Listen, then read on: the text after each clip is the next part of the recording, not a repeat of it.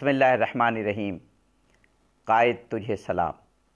ناظرین، سچ ٹیلی ویژن کی جانب سے پروگرامز کی آپ یہ سیریز دیکھ رہے ہیں اور بھی پروگرام آپ دن کے وقت اور دیگر پروگرام قائد اعظم پر آپ سماعت فرما رہے ہیں، ملاحظہ کر رہے ہیں۔ اس سیریز میں ہم نے تھوڑا سا انوویٹیو راستہ یہ اختیار کیا کہ قائد اعظم کی کچھ تقاریر لیں اور ان تقاریر کے راؤنڈ ہم نے گفتگو کی، اور اس کا بہت اچھا فیڈ بیک آیا۔ قائد اعظم کی 3 جون کی تقریر، 11 اگست کی تقریر، 14 اگست کی لارڈ ماؤنٹ بیٹن کے مقابلے میں جو تقریر کی، اس کے علاوہ بھی آپ نے بہت سے ڈیفنس کے موقع پر تقریر اور ان پر سیر حاصل گفتگو ہوئی، اور قائد اعظم کی فکر کے مختلف دریچے روشن ہوئے۔ ناظرین، آج ایک بہت اہم اقتباس ہم پیش کر رہے ہیں۔ گو وہ چند لائن کا اقتباس ہے، لیکن وہ اتنا اہم ہے کہ ہم نے اس کو تقریر کے طور پر لیا اور اس پر گفتگو کر رہے ہیں۔ اور ہماری خوش قسمتی ہے کہ اس وقت میں کہوں گا یقیناً کہ قائد اعظم کے حوالے سے، علامہ اقبال کے حوالے سے، تحریک پاکستان کے حوالے سے ہمارے ملک کی سب سے بڑی شخصیت میں تو کہوں گا اس وقت ہمارے ساتھ موجود ہیں جناب پروفیسر فتح محمد ملک صاحب۔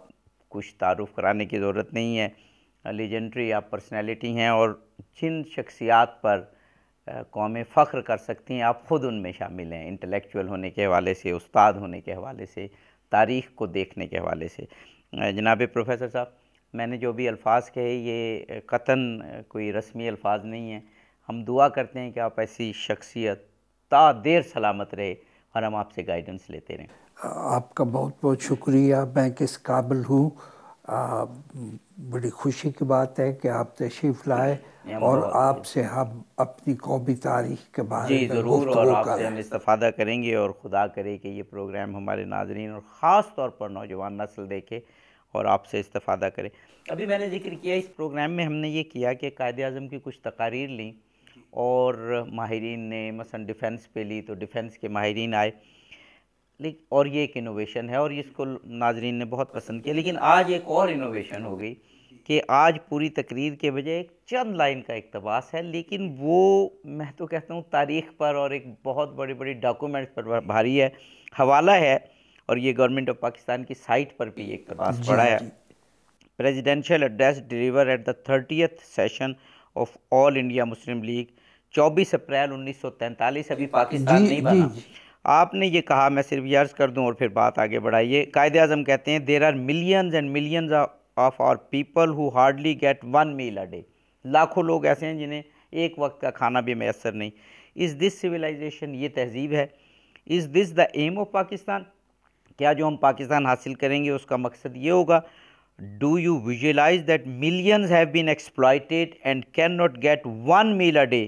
If that is the idea of Pakistan I would not have it. اگر پاکستان میں یہ ہونا ہے کہ روٹی کی تقسیم صحیح نہ ہو، لوگوں کو روٹی ہی نہ مل سکے، معاشیات خراب ہو، مجھے ایسا پاکستان نہیں چاہیے۔ قائد اعظم پاکستان کا ذکر جب کرتے تھے تو جو تقدس ہوتا تھا ان کے الفاظ کے پیچھے، وہ جھلکتا تھا کہ قائد اعظم اس کو کتنا اہم لے رہے ہیں۔ لیکن یہ جو کال ہے ان کا، اس میں تو اتنی سختی سے انہوں نے بات بیان کی کہ اگر یہ ہوتا ہے تو مجھے تو اس کا مطلب ہے اکنامک سسٹم اور لوگوں کی فلاح و بہبود بہت زیادہ قائد اعظم کے مد نظر تھی۔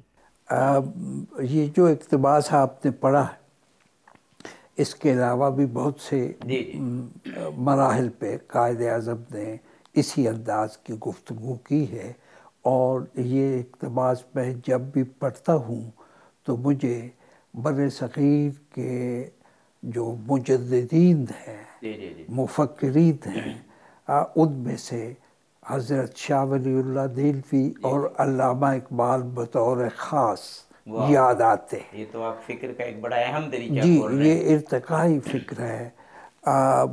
حضرت شاہ ولی اللہ دہلوی نے اپنی شورۂ آفاق کتاب حجت اللہ البالغہ میں یہ کہا ہے، اور اسلام کا یہ مفہوم بیان کیا ہے کہ روٹی، کپڑا، مکان، تعلیم اور علاج ہر ذی روح کا حق ہے، اور اسلام وہ حق دینے کے لیے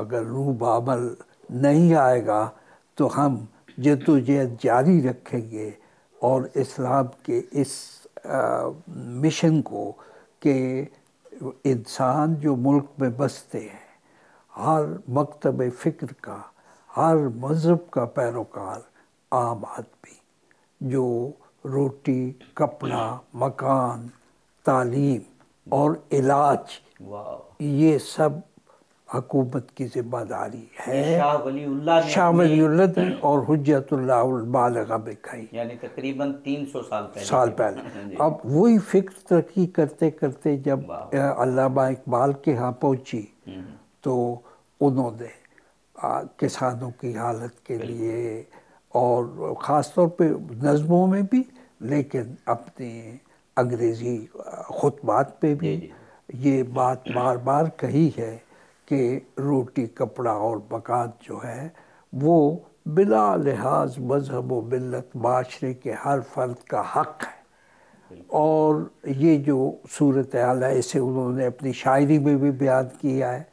اس وقت چونکہ وقت تھوڑا ہے تو میں صرف ان کی ایک نظم جو ہے الارض للہ، اس کی جانب آپ کو متوجہ کرتا ہوں۔ عنوان ہی کیسا ہے، الارض للہ۔ ہاں، کہ یہ تو اللہ کا دیا ہوا سارا ہے، کسی جاگیردار کی اس پہ نہیں ملکیت تسلیم کی جا سکتی۔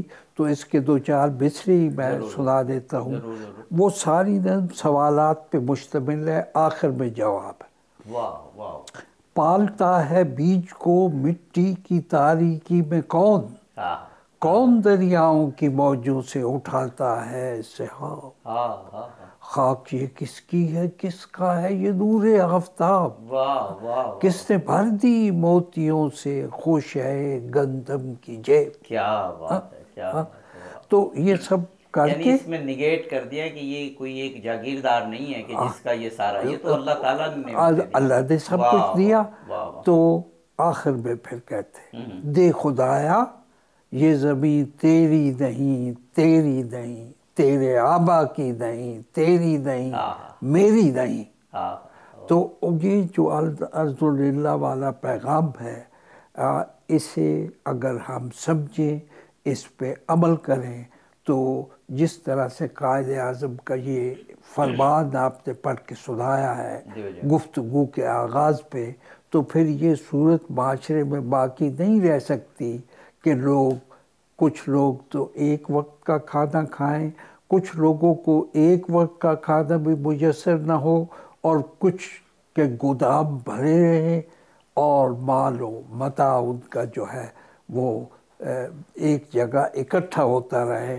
لوگوں کے حقوق چھین کر اپنے گودام بھرنے والوں کی کوئی اجازت نہیں ہے۔ شاہ ولی اللہ سے لے کے علامہ اقبال اور قائد اعظم تک ہمارے جو مصلحین ہیں، جو اسلام کی انقلابی روح پہ ایمان رکھتے ہیں اور انقلابی روح کو پروان چڑھانے میں معاشرے میں سرگرم عمل رہے ہیں، قائد اعظم تک، وہ سب لوگ یہ سمجھتے ہیں کہ معاشرے میں معاشی مساوات ہو، معاشرتی مساوات ہو، اور اخلاقی بلندی کے یہ جو اصول اسلام نے سکھائے ہیں ان پہ ہمیشہ عمل ہوتا ہے۔ یہ پروفیسر صاحب، یہ اقبال نے اپنے جو ان کا خطبہ تھا پاکستان نظریہ پاکستان جب دیا 1930 کا مشہور خطبہ، اس میں اور خود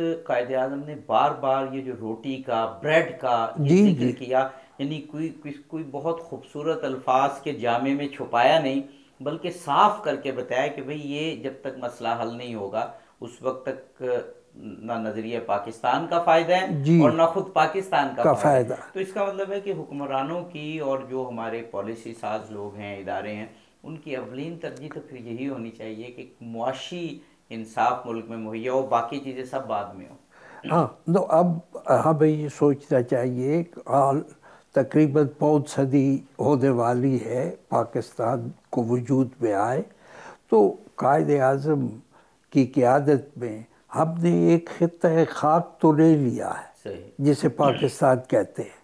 اسے اب ارض پاک بنانے کے فرائض ہم پہ ہے، ہماری آنے والی نسلوں پر ہے، اور اس خطہ خاک کو ارض پاک بنانے کی خاطر حضرت شاہ ولی اللہ دہلوی سے لے کر علامہ اقبال سے ہوتے ہوئے قائد اعظم کی تفسیر و تعبیر اسلام پہ غور کرنا چاہیے، اور اس تفسیر و تعبیر اسلام پہ گامزن ہو جانا۔ اس کا مطلب یہ جو بہت سارے ہمارے نعرے لگتے ہیں اور صحیح بھی ہوتے ہیں، جی سلوگن، روٹی کپڑا مکان، تحفظ، علاج، ہیلتھ، یہ سب اسلام کی بنیادی روح ہیں۔ اگر یہ نہ ہوئی تو پھر باقی چیزیں اس طریقے سے، یعنی ہم نے جب ان چیزوں کو نہ سنوارا جو بنیادی چیزیں ہیں، تو پھر باقی چیزیں تو نہیں ہو سکتی۔ بالکل جی جی جی۔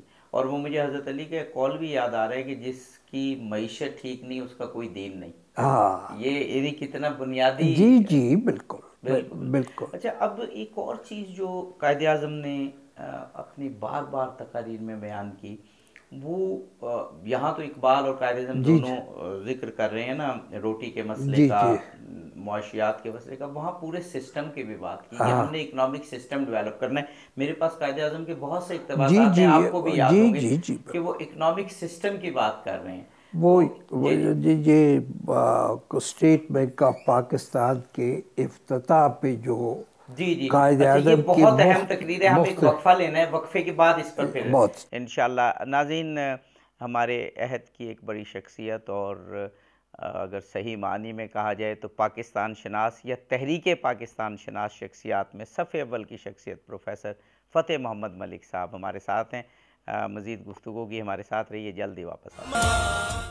ناظرین، پروگرام میں ایک مرتبہ پھر آپ کو خوش آمدید کہتے ہیں، سچ ٹیلی ویژن کی جانب سے عشرہ قائد، اور اس میں یہ سیریز قائد تجھے سلام، اور اس میں خاص طور پر ہم قائد اعظم کی کچھ تقاریر کو موضوع بنا کر گفتگو کر رہے ہیں۔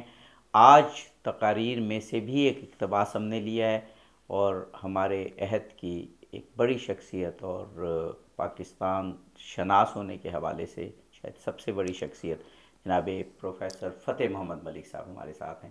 ہم نے پروفیسر صاحب ابھی قائد اعظم کا وہ قول لیا کہ اگر یہاں پر لوگوں کی معاشی حیثیت ٹھیک نہ ہوئی، لوگوں کو روٹی نہ ملی، تو پھر مجھے ایسا پاکستان نہیں چاہیے۔ اس پہ آپ نے بڑی اچھی شاہ ولی اللہ اور اقبال اور قائد اعظم کی بات کی۔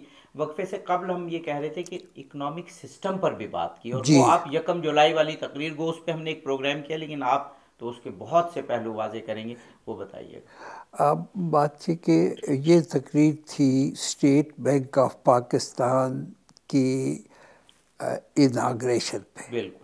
تو اس افتتاحی تقریب میں مختصر ترین جو تقریر ہے وہ قائد اعظم محمد علی جناح کی ہے۔ اس میں انہوں نے بڑے اختصار کے ساتھ لیکن بڑے جامع انداز پہ یہ بتایا ہے کہ اس وقت دنیا بھر میں جو نظام معیشت رائج ہے وہ استحصال سے پھوٹا ہے، اور اس نظام معیشت کے تحت دنیا بھر میں انسانوں پہ ظلم ڈھائے جا رہے ہیں۔ بالکل صحیح۔ اسلام اس طرح کے نظام معیشت کی اجازت نہیں دیتا۔ بالکل صحیح۔ اس لیے ہمارا یہ فرض ہے کہ ہم دور حاضر کے اقتصادی نظریات اور تصورات کو پیش نظر رکھتے ہوئے اسلام کے نظام معیشت کی روح کو برآمد کریں، اور عہد حاضر کے نظریات کے تناظر میں ایک اسلامی نظام معیشت مرتب کریں اور اسے پھر نافذ کریں۔ اب اسٹیٹ بینک اس زمانے میں قائم ہوا تو ساتھ ہی ساتھ اسی مقصد کی خاطر بہت سے جو ماہرین معیشت تھے ان کا ایک بورڈ بنایا گیا اسٹیٹ بینک آف پاکستان میں، کہ وہ بیٹھ کے قائد اعظم کی تمنا کے مطابق اس نظام معیشت کے خد و خال کو واضح کرے اور انہیں روشن کرنے کے بعد ایک نظام مرتب کرے جو پاکستان میں نافذ ہو، دنیا میں جو کہیں بھی نافذ نہیں ہے۔ مغرب کا نظام استحصال کی بنیادوں پہ ہے، مشرق والے جو ہیں ان کے ممالک میں شہنشاہیت نے ختم کر دیا ہے سب کچھ، اور ملوکیت کی گرفت میں ہے سارا مشرق، اسلامی مشرق سمیت۔ تو پاکستان کو قائد اعظم ایک روشنی کا مینار بنانا چاہتے تھے کہ وہ معیشت کی اصلاح کے لیے اور عام بندگان خدا کی فلاح و بہبود کے لیے ایک ایسا نظام معیشت مرتب کرے گا اور نافذ کرے گا کہ جس کی شعاعیں آس پاس کے تمام ممالک میں پھیلے گی اور انسانیت کو نجات ملے گی معاشی مظالم سے۔ اور اس کا تعلق جیسے آپ نے پہلے پڑھ کے سنائی آغاز میں، اس پروگرام کے آغاز میں، اقبال کی اپنا قائد اعظم کی وہ تقریر جو 1943 میں انہوں نے کہی، لیکن وہ تقریر نہیں ہے، وہ ایسا خطبہ نہیں ہے کہ لوگوں کے دل جیتے جائیں، بلکہ سننے والوں کو انتباہ کیا گیا ہے کہ بھائی پاکستان بننے والا ہے، ہم تحریک پاکستان کو آگے بڑھا رہے ہیں روز بروز، اور پاکستان قائم ہو کے رہے گا، اس یقین کے ساتھ انہوں نے کہا، اور کہا ہے کہ اس پاکستان میں یہ نہیں ہوگا جو آج ہم گرد و پیش کی دنیا میں دیکھ رہے ہیں کہ لوگوں کو ایک وقت کا کھانا مل رہا ہے اور دولت کی غیر مساوی تقسیم ہے۔ اچھا، اور اگر آپ میں سے کوئی بھی سیاسی لیڈر ہمارے اس نصب العین کو، اس قومی مسلک کو صحیح نہیں سمجھتا تو وہ ہم میں سے نہیں ہے۔ صحیح۔ تو آج افسوس کی بات ہے کہ جو قائد اعظم کے ان فرمودات پہ یقین نہیں رکھتے لوگ، ان کے ہاتھ میں دنیا کا، پوری دنیا کا نظام معیشت ہے اور ہم بھی اس کی گرفت میں۔ جی بے شک۔ جی قائد اعظم کا اس اقتباس سے ایک دو بات اور قائد اعظم کو ٹریبیوٹ پیش کرنے کے لیے ہم کر دیں کہ 1947 3 جون 1947 سے پہلے پاکستان کا بننا ایک معجزہ ہی سمجھا جاتا تھا۔ بے شمار لوگ خلاف تھے، کہ اپنوں میں سے خلاف تھے کہ پاکستان نہیں بنے گا یا بننا چاہیے، یا بلکہ اسے وہ ایک بڑا ایک محاورہ بولا جاتا ہے نا، دیوانے کی بڑھ سمجھتے تھے۔ تو قائد اعظم 1945 میں جب کہہ رہے ہیں کہ اگر یہ ہوگا تو مجھے ایسا پاکستان نہیں چاہیے، تو اس کے پیچھے ایک تو وہ یقین جھلک رہا ہے کہ پاکستان بنے گا، کیونکہ وہ کہہ رہے ہیں نا کہ اگر بنے گا لیکن یہ چیز نہیں ہوگی، ایک تو وہ یقین۔ اس کے حوالے سے فرمائیے گا کہ ایک مومن کے لیے یقین کا ہونا، یقین کامل کا ہونا کتنا ضروری ہے، اور دوسرا پھر یہ سخت جملہ کہ اگر بن گیا اور پھر یہ اور یقیناً بنے گا، تو اگر معاشی ناانصافی ہوئی تو اس کا مطلب وہ ظاہر ہے یہ تو نہیں کہہ رہے میں پاکستان حاصل نہیں کروں گا، ان کا مقصد یہ ہے کہ پاکستان کا جو آبجیکٹیو ہے، جو مقصد ہے، اس کی تکمیل نہیں ہوگی۔ اب اس میں جو ایک بات ہے جو عام طور پہ ہم نظر انداز کرتے ہیں کتابی علم والے، کہ قائد اعظم کا یہ یقین کہاں سے پھوٹا تھا کہ ضرور بنے گا۔ وہ جو آس پاس بیٹھے ہوئے لوگ تھے اگلی سیٹوں پہ، ان پہ انہیں یقین نہیں تھا، عوام پہ یقین تھا۔ عامۃ المسلمین کی رائے جانتے تھے وہ، کہ اور ان کی ساری طاقت اور سارا یقین جس کے ساتھ وہ بول رہے تھے، تو وہ پھوٹا تھا عوامی جدوجہد سے اور عوام کے ان پہ اعتماد سے۔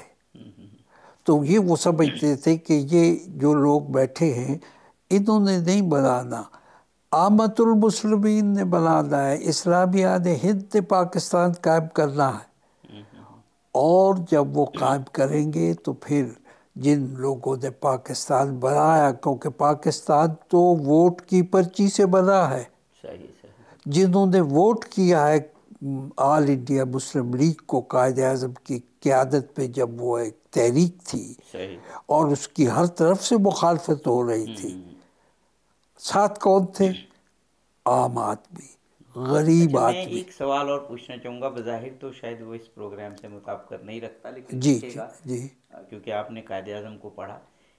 یہ ہوا کیسے؟ کیونکہ جب بھی ہم حکمرانوں کو دیکھتے ہیں نا، ہاں. وہ سب تقریباً ایک ہی سی سائیکالوجی ہو جی جاتی جی ہے. وہ جی جیسے وہ بڑا وہ فرانس کی ملکہ کا مشہور تھا نا کہ یہ کس جی لیے جی. احتجاج کر رہے ہیں، تو انہوں نے کہا انہیں روٹی نہیں مل رہی، تو اس نے کہا کیک کھائیں، روٹی نہیں ہاں. مل رہی تو جی کیک کھائیں. جی وہ جب عوام میں پہلے ہوتے ہیں، آنے سے پہلے تو کسی حد تک انہیں عوام کا پتہ ہوتا ہے، لیکن جیسے ہی وہ جب حکمران بن جاتے ہیں تو شاید وہ نامعلوم وہ ضروری فاصلہ ہوتا ہے، یا انہیں یہ تو قائد اعظم جو بالکل ایک بظاہر انگلش اسپوکن پرسن جی اور بظاہر وہ عوام سے دور رہنے والے بظاہر، لیکن جی بعد میں تو خیر انہوں نے بڑی ریلیز وغیرہ بھی جی کی جی. اور عوام سے ملے. یہ کیسے عوام کی نبض کا کیسے انہیں پتہ چل جاتا تھا، تاکہ ہمارے جو جتنے بھی حکمران ہیں وہ بھی یہ جان لیں کہ عوام کی نبض کو کیسے جانا جاتا ہے؟ بات یہ ہے کہ قائد اعظم کسی لینڈ لارڈ کے گھر، کسی کیپٹلسٹ کے گھر تو پیدا نہیں ہوئے تھے. وہ ایک معمولی دکاندار کے گھر پیدا ہوئے تھے جو اپنی محنت سے روزی کماتا تھا اور صحیح اپنے بچوں کو اعلیٰ تعلیم دینا چاہتا تھا. مدرسۃ الاسلام سے ہوتے ہوئے وہ یورپ میں تعلیم کی خاطر گئے.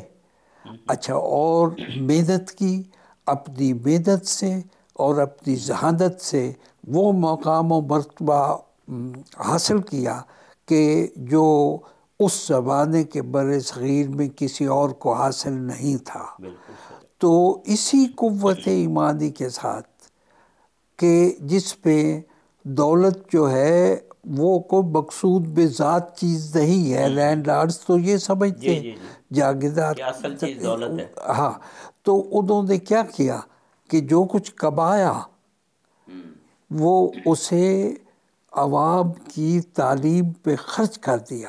واہ. ساری جمع پونجی انہوں نے خرچ کی پشاور کے جی، اسلامیہ کالج پشاور. اور سندھ مدرسۃ الاسلام، اور بر صغیر میں سب سے بڑا مسلمانوں کا تعلیمی ادارہ علی گڑھ مسلم یونیورسٹی. حالانکہ وہ اس وقت پاکستان میں ہاں، نہیں، یہ ویسے کمال ہے. کمال ہے. باقی دو ادارے تو پاکستان میں تھے نا، جی جی. علی گڑھ تو پاکستان میں نہیں تھا، لیکن اور وہاں سے وہ پڑھے بھی نہیں تھے کوئی. پڑھے بھی نہیں تھے، لیکن انہیں پتہ تھا کہ اس ادارے کو معاشی مشکلات آئیں گی درپیش، اس لیے کہ وہ نہیں چاہیں گے کہ ایسی وہ کہتے ہیں نا لیڈ بائی ایگزامپل، یعنی خود ایگزامپل. تو جو ہے وہ. ہاں. اچھا، ہمیں ایک وقفہ لینا ہے، وقفے کے اچھا. بعد یہ گفتگو جاری رکھیں گے. ناظرین، بہت ہی خوبصورت پروگرام قائد اعظم کی تعلیمات پر، اور پروفیسر فتح محمد ملک ایسی شخصیت ہمارے ساتھ موجود. ان ایسی شخصیات سے بھرپور استفادہ کرنا چاہیے. ایک استاد بھی ہیں، تاریخ دان ہیں، تحریک پاکستان کو سمجھتے ہیں، قائد اعظم اور اقبال سے آشنا ہے. کہیں نہیں جائیے گا، ہمارے ساتھ رہیے، کیونکہ ابھی پروگرام کا بہت اہم حصہ باقی ہے. ناظرین، پروگرام میں ایک مرتبہ پھر آپ کو خوش آمدید کہتے ہیں.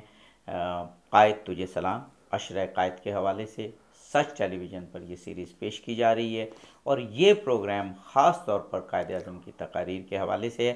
اور ہمارے ساتھ ہمارے عہد کی بڑی شخصیت پروفیسر فتح محمد ملک صاحب موجود ہیں. پروفیسر صاحب، وقفے سے قبل آپ وہ اقبال کے قائد اعظم کے تعلیم کے حوالے سے کہ انہوں نے بہت دولت کمائی اور اپنی لیاقت کی بنا پہ کمائی اور پریکٹس کی بنا پر، لیکن یہ کہہ دینا سر آسان ہے، یہ ہاں. کرنا بڑا مشکل ہوتا ہے، جبکہ آپ کی فیملی بھی موجود ہو جی جی. کہ وہ اپنی ساری دولت 3 انسٹیٹیوشنز کے نام کر گئے. یعنی پھر وہ قوم کے نام ایک پیغام دے گئے کہ جی ان کے نزدیک سب سے اہم چیز کیا تھی. جی. اور فیملی اور برادری کے جو لوگ تھے انہیں بھی ماہانہ ضروریات کے مطابق جو ضرورت مند تھے ان کی فیملی اچھا، اور انہیں بھی محروم نہیں کیا. ہاں انہیں بھی، لیکن یہ چیز تو وہ خفیہ طور پہ کرتے جی تھے جی نا، جی جی جی پردہ راز پہ، صحیح کہ صحیح. عزت نفس کسی کی نہ ہو. تو مطلب یہ ہے کہ آج ہمیں اس لیے یہ یاد کرنے کی ضرورت ہے کہ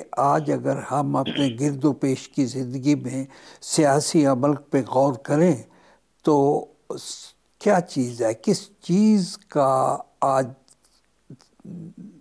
ایک طرح سے پوری سیاسی ہماری جو زندگی ہے اس پہ کون سی چیز ہے کہ جو بدنامی کا دبا بن گئی ہے. اور جس کا رات دن ہر جگہ چرچا ہے، اب وہ یہ ہے کہ سیاستدان جو ہے انہوں نے سیاست کو کاروبار بنا لیا ہے، بالکل صحیح، اور جو بڑی سیاسی پارٹیاں ہیں ان کے سربراہوں پہ دولت چھپانے اور دولت لوٹنے کے الزامات ہیں۔ بالکل صحیح ہے، تو کیا یہ قائد اعظم کا پاکستان ہے؟ بالکل صحیح بات ہے، یہ تو قائد اعظم کا یہ تو خضر عیاض ٹیوانہ کا پاکستان ہے۔ یہ تو ان لوگوں کا پاکستان ہے کہ جنہیں اقبال قائد اعظم کہتے تھے میری جیب میں کھوٹے سکے۔ صحیح بات، صحیح بات۔ تو اب اللہ کرے کہ ہم قائد اعظم کی قیادت پہ رسماً نہیں، دل و جان سے ان کی قیادت پہ ایمان لائیں اور کھوٹے سکوں کو دریا برد کریں، اور سچے سنہری کردار کے جو لوگ ہیں وہ آئیں اور ہماری سیاسی قیادت کریں۔ بالکل صحیح، بالکل صحیح۔ اچھا، قائد اعظم کی یہ اسٹیٹ بینک والی تقریر میں بھی اور ویسے بھی اور جگہ بھی ہم دیکھتے ہیں کہ وہ اقبال کو لے لیں، قائد اعظم کو لے لیں، ایون اس سے پہلے سر سید احمد خان، آپ نے شاہ ولی اللہ کی بات کی کہ ان شخصیات میں ایک چیز جو بڑی اہم ہوتی ہے، ایک بیلنس ہوتا ہے، اور تبھی وہ یہ اچیومنٹ کرتے ہیں۔ قائد اعظم نے روٹی کی، بریڈ کی، معاشی تقسیم کی تو بات کی، اور مغرب کے نظام کو اس وقت کون سمجھ سکتا تھا جو کہ یہ کمیونزم اس طرح سے ایک دم گر جائے گا۔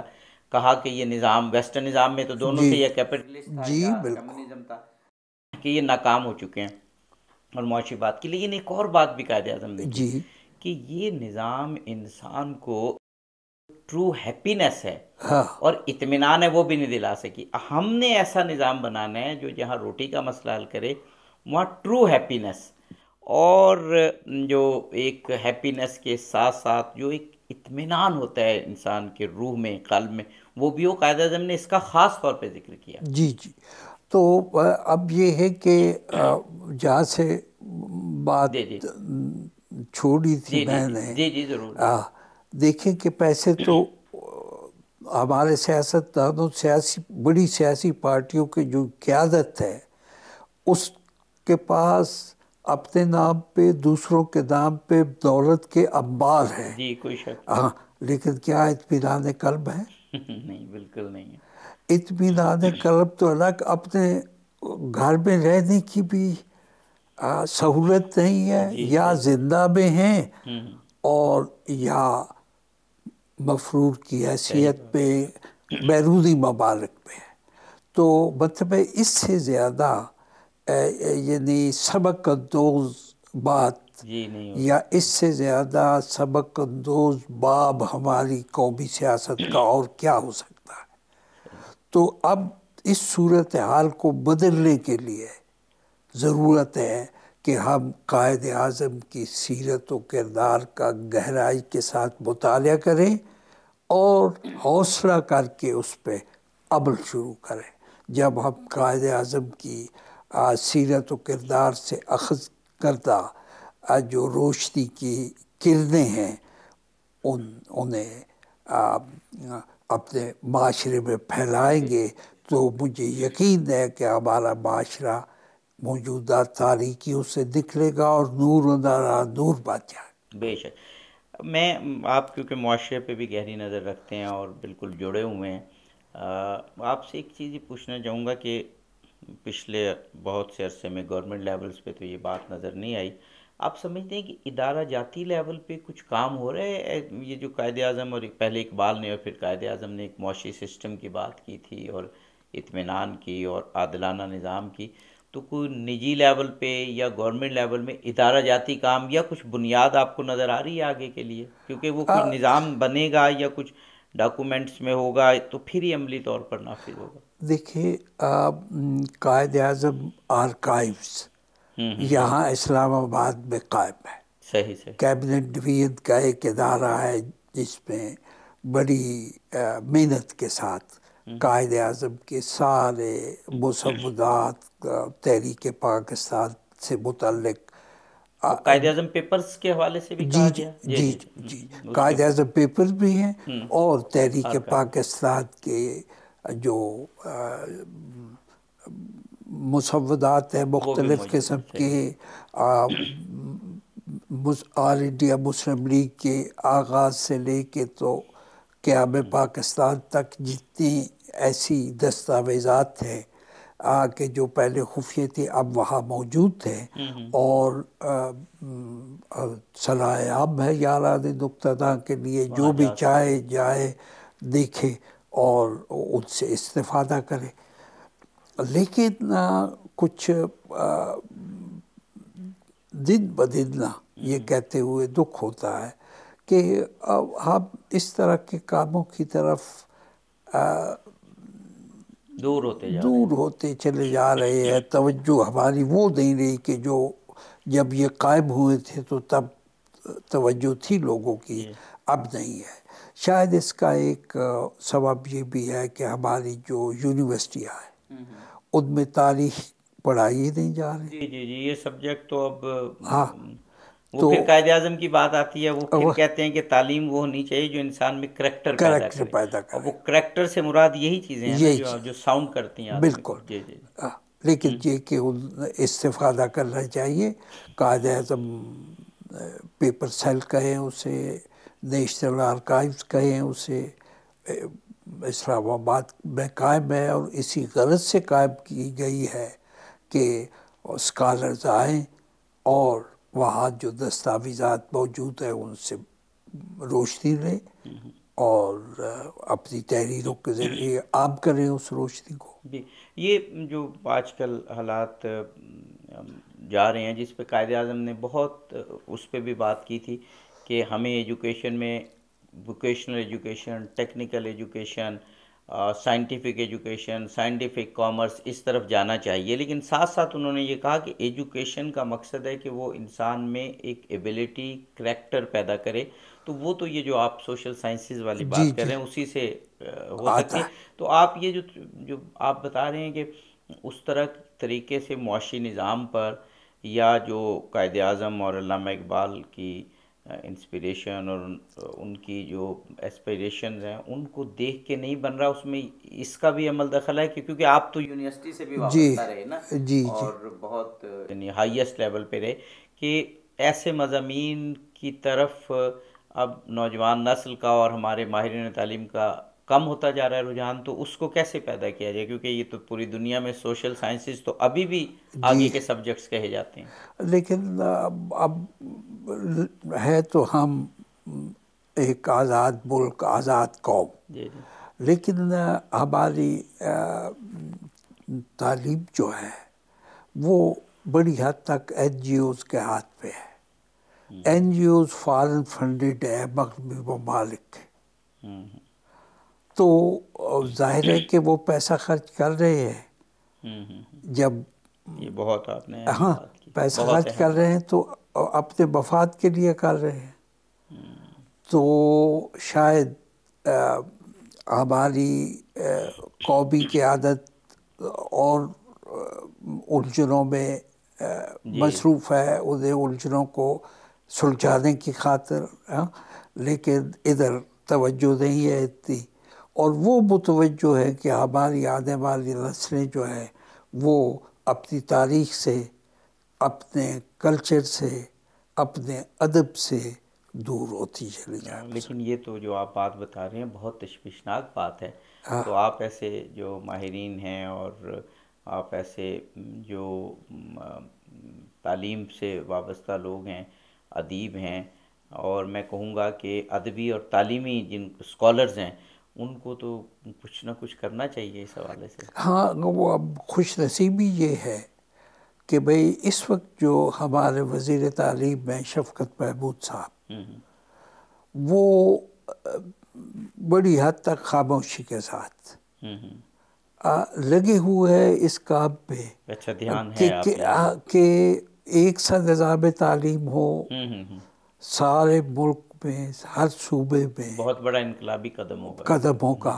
تو اب ایک سا اگر نظام تعلیم ہوتا ہے اور وہ ہمارے اپنے ہاتھ میں ہوتا ہے تو اس میں ہماری قومی تاریخ بھی آئے گی ساری. تو یہ کام شروع ہو چکا ہے ایک طرح سے, اس میں تیزی آنے کی ضرورت ہے. میرا خیال ہے جو ہم پروگرام ختم کرنا چاہتے تھے اب, تو آپ نے بہت ہی اچھے نوٹ پہ کیا, اور خدا کرے کہ ہمارے وزیر تعلیم بھی یہ سن رہے ہوں کہ پروفیسر فتح محمد ملک ایسی شخصیت جن کے بارے میں کوئی دو رائے نہیں ہے کہ تحریک پاکستان سے شناسائی اور مقاصد تحریک پاکستان سے شناسائی میں صف اول کی شخصیت ہیں, وہ ان پر اس وقت امید کی نظروں سے دیکھ رہے ہیں. یقیناً جب آپ نے ایک اچھی بات اور اچھے نوٹ سے پروگرام کا اختتام کیا, خدا کرے ایسا ہی ہم دعا کرتے ہیں. پروفیسر فتح محمد ملک صاحب بےحد شکر گزار ہیں کہ آپ نے اپنے بہت تحقیق اور ریسرچ اور پھر آپ جو تحریر کرتے ہیں اس میں سے آپ نے